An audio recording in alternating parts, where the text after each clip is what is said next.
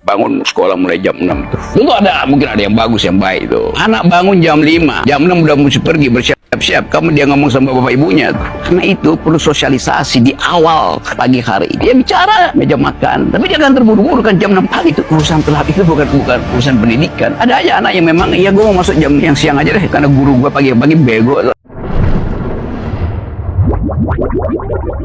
Martamis, mari kita tetap optimis. Lemahnya.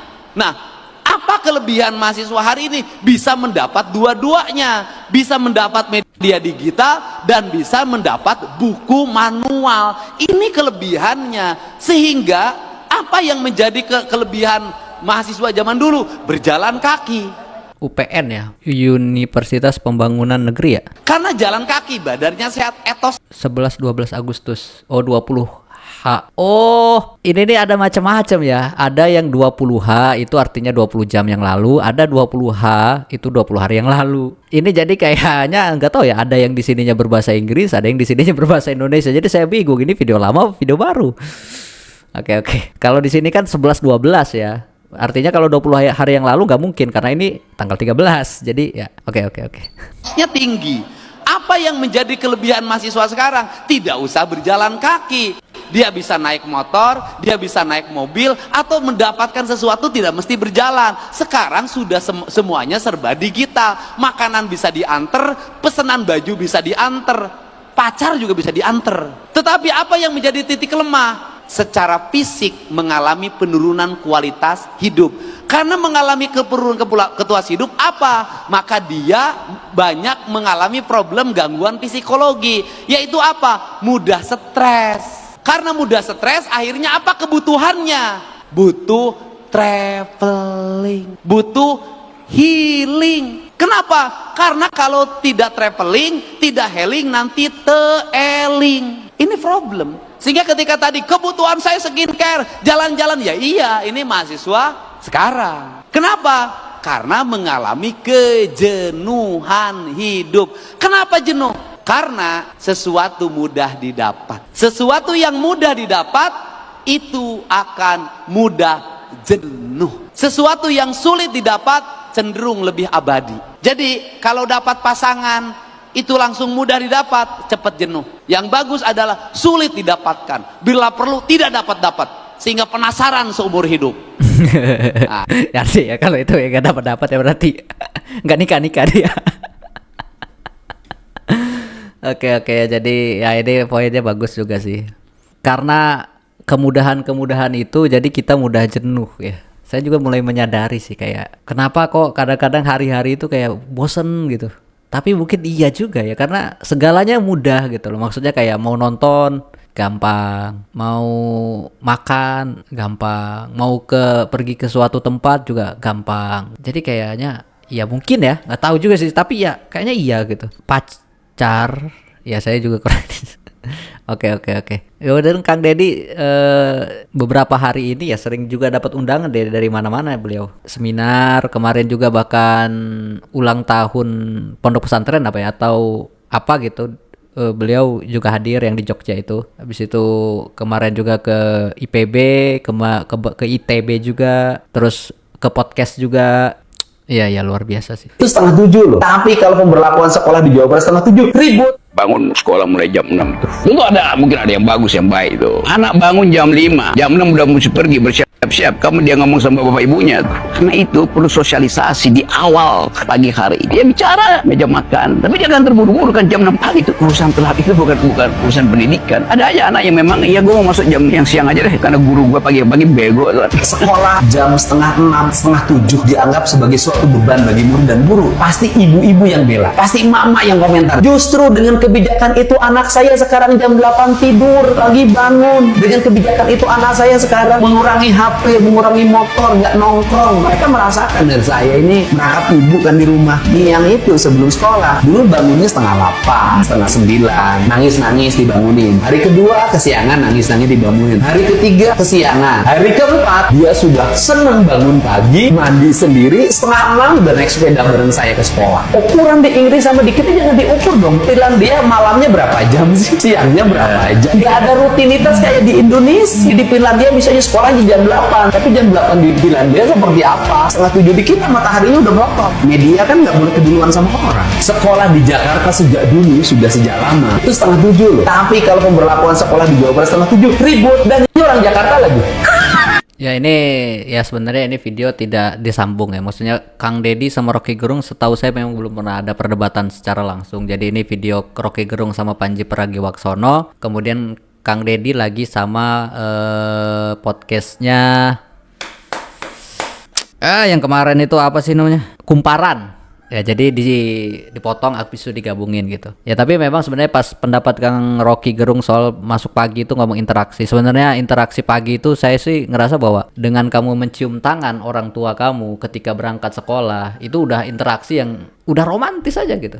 Ibu, bapak, aku berangkat sekolah dulu ya. Mungkin bisa ditambahkan kayak sekolah yang baik sama teman-teman kamu, jangan nakal. Udah cukup, nggak perlu 1 jam, setengah jam atau apa, itu udah sangat romantis lah, sangat indah gitu untuk orang tua dengan anak gitu. Kayaknya udah cukup gitu loh, nggak perlu bertele-tele panjang nanti ujung-ujungnya berantem gara-gara uang sakunya kurang misalnya. Wah dikit gitu kan kalau ini. Jadi kayaknya udah, dan ditambah lagi ada juga anak-anak yang sekolah itu nggak mau karena gurunya bego gitu. Yang mana itu argumennya nggak masuk ke masuk pagi atau apa gitu. Bahkan malah lebih cenderung buat seolah-olah nggak apa-apa loh murid itu masuk siang untuk menghindari guru yang bego misalnya gitu.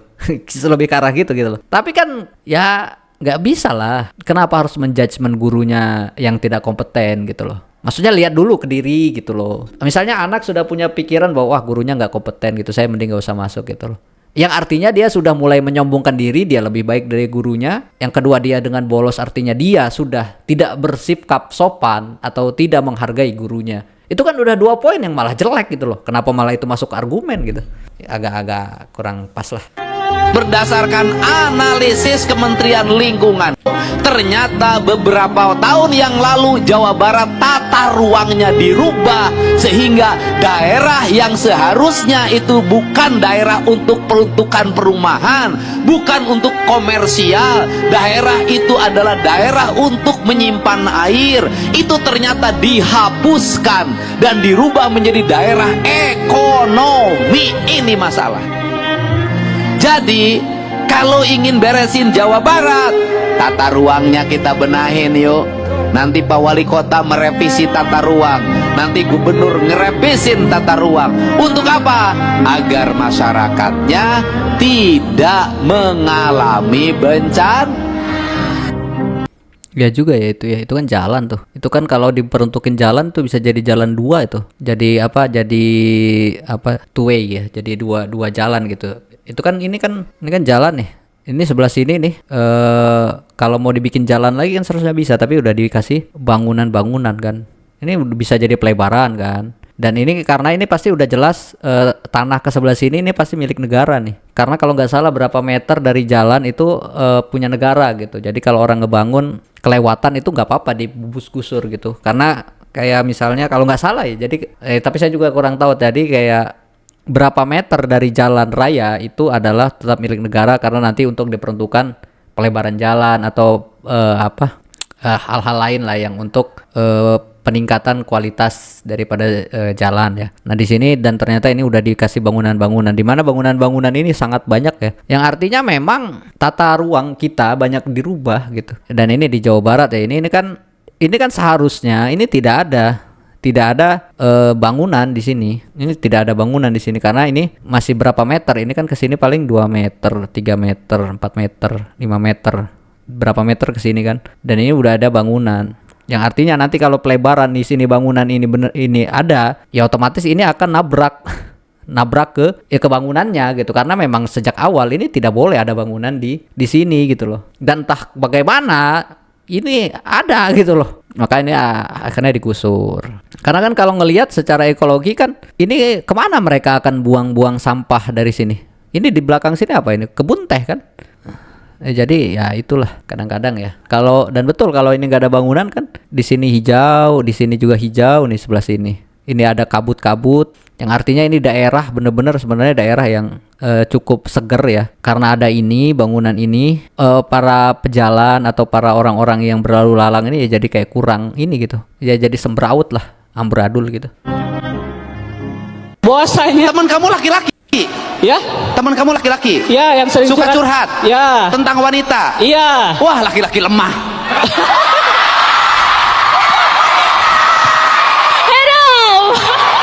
Gini Pak, laki-laki Laki-laki emang kuat harus itu. kuat. Laki-laki tuh nggak boleh curhat gara-gara wanita. Gini Pak, laki-laki juga manusia Laki-laki Pak. itu harus bangkit karena ditinggalkan wanita. Laki-laki juga manusia. Ya, ya, ya. Iya sih. Ya, ya lucu-lucuan aja sih. Jadi kalau laki-laki curhat, kalau mau diseriusin ya, ya nggak apa-apa juga sih sebenarnya laki-laki curhat. Ya, tapi nggak tahu juga sih.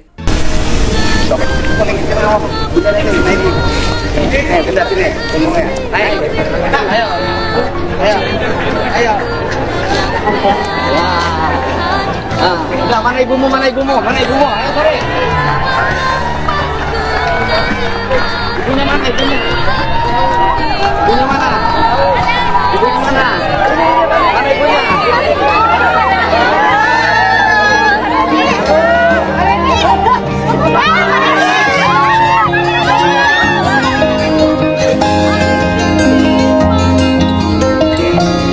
Iya betul sih.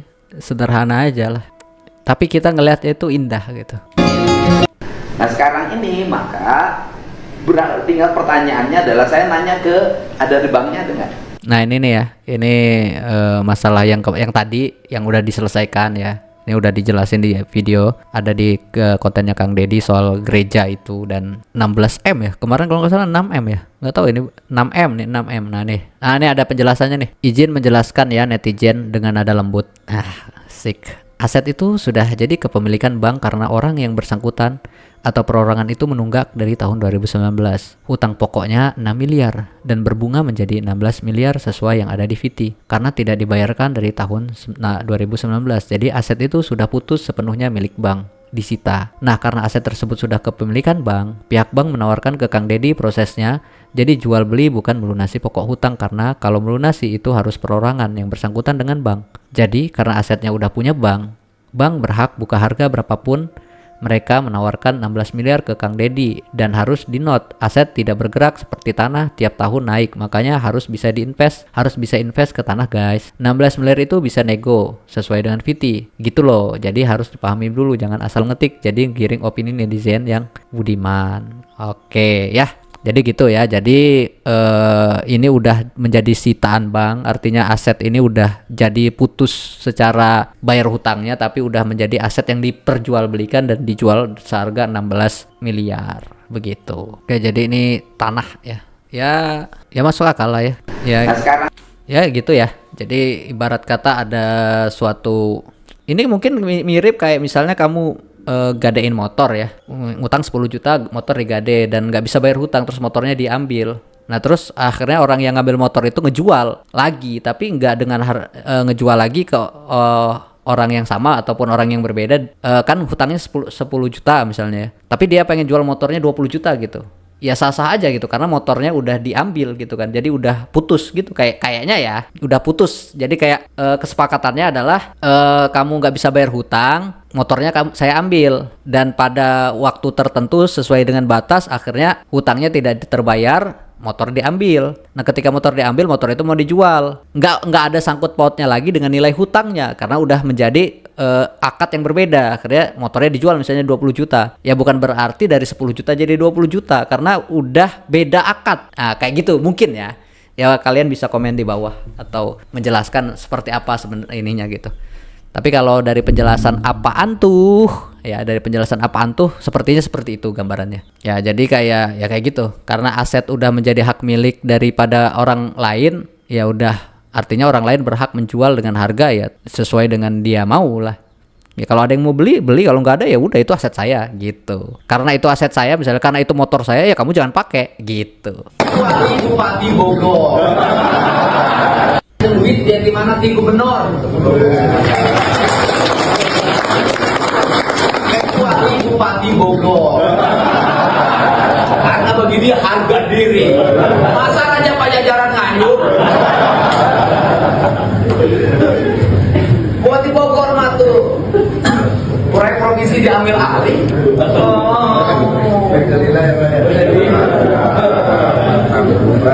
Kurang paham ya konteksnya ya. Jadi saya tidak akan berkomen apa-apa.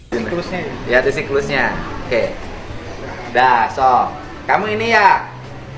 Ya, kamu beli seragam beli saya. Ya, nih. Ini kasihin orang tua kamu beli baju seragam, beli tas, dan beli kebutuhan makan kamu selama sebulan ke depan. Berapa? Nah, kasih. Nah kan di sini kita harus tahu garis bawahi bahwa anak kecil ini tidak meminta, tapi Kang Dedi memberi, maka garisnya akan berbeda gitu. Jadi Kang Dedi memberi seorang anak kecil, bukan anak kecil meminta Kang Dedi. Jadi poinnya adalah bukan kita atau orang-orang meminta Kang Dedi. Artinya kita tidak boleh minta-minta. Tapi kalau diberi, ambil, bersyukur gitu. Jadi kayak gitu aja sih. Sederhananya kalau minta jangan, kalau dikasih ambil. Udah gitu doang sih. 2 juta ya. Yang 500.000 untuk kebutuhan kamu sekolah, yang 1,5 juta kebutuhan gizi kamu buat 2 bulan ke depan. Ya, nggak boleh dikurangi sama orang tua kamu kecuali nyiapin makanan. Ya, toh. Ayo. Ini ada yang mandiri juga bawa susu sama teman. Ada yang sudah bawa susu ya? Cuma mandiri. Mandiri, udah bawa susu. Tadi ada susu? Ada Pak, Ada bawa susu. Ini susu yang dari Bandung. Yang ini. Makasih ya Pak. Satu ini cucu cukup. Kemasan yang beda ini. Ya. Nah, ada dua. Ini cukup asli. Nah, ini susu asli, susu murni. Bagusnya susu murni. Nah, susunya susu murni. Tapi ini Ya ini ya lanjutan dari program makan siang gratis ya kalau nggak salah ya. Yang Kang Dedi ya pengennya ini lebih bisa efektif ya. Bener-bener efektif gitu. Karena kan udah mulai banyak gunjang ganjing soal penilepan uang makan siang gratis gitu.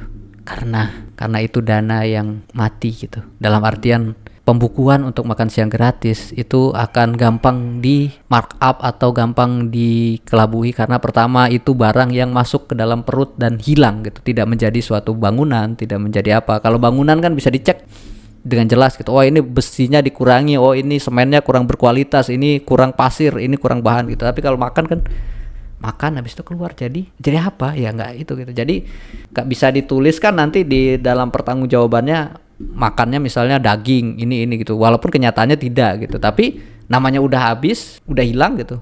Jadi agak-agak tricky juga makan siang ini untuk menjadi dana segar ya untuk dikorupsi gitu.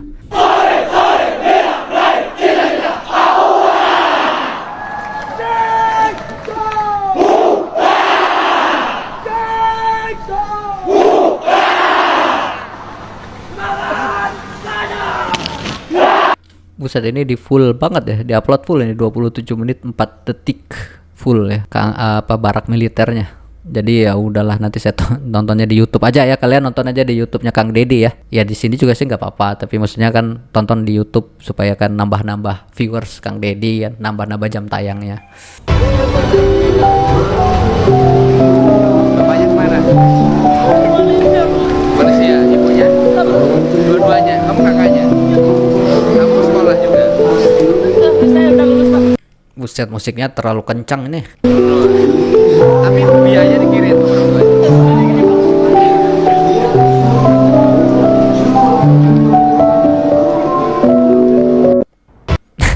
Iya sih musiknya kenceng tapi ya tahulah kita pahami bahwa ya. Assalamualaikum, sampurasun, nilujeng enjing wargi Jabar. Semoga pagi hari ini sehat selalu dan seluruh warganet dimanapun berada.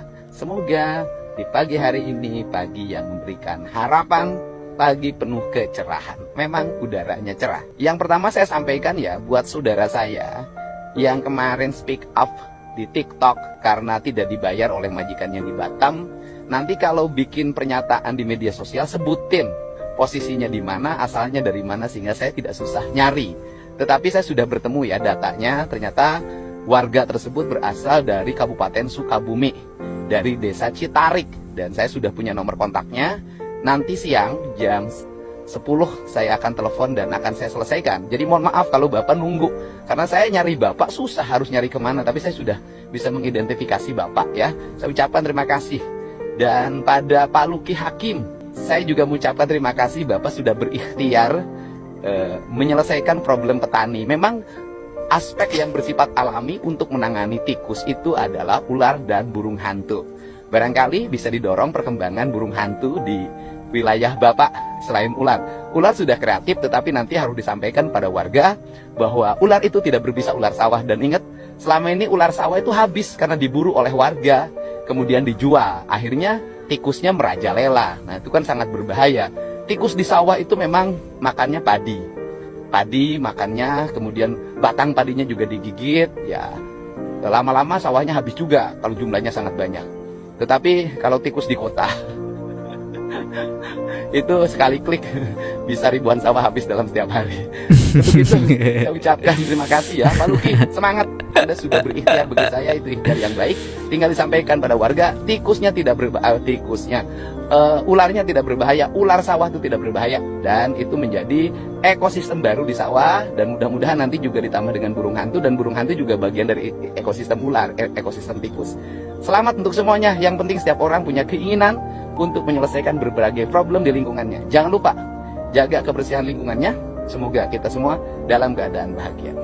Tapi memang adem banget ya kayaknya kita, Bapak Aeng itu bahasanya setiap pagi gitu disapa Kang Dedi, setiap hari disapa halo gitu, dikasih tahu informasi-informasi. Nah kayak Kang Dedi itu kan gercep, banyak hal itu langsung cari itu di mana lokasinya, ini kita selesaikan gitu. Dan beliau menyampaikan beberapa progres. Beliau juga kalau memuji ya dipuji, kalau dia mengkritik ya dia kritik gitu. Jadi ya udahlah, fire aja gitu, kayak kamu salah, kamu ini kritik, kamu ini dipuji kan gitu. Jadi kayak ya udah gitu, santai-santai aja.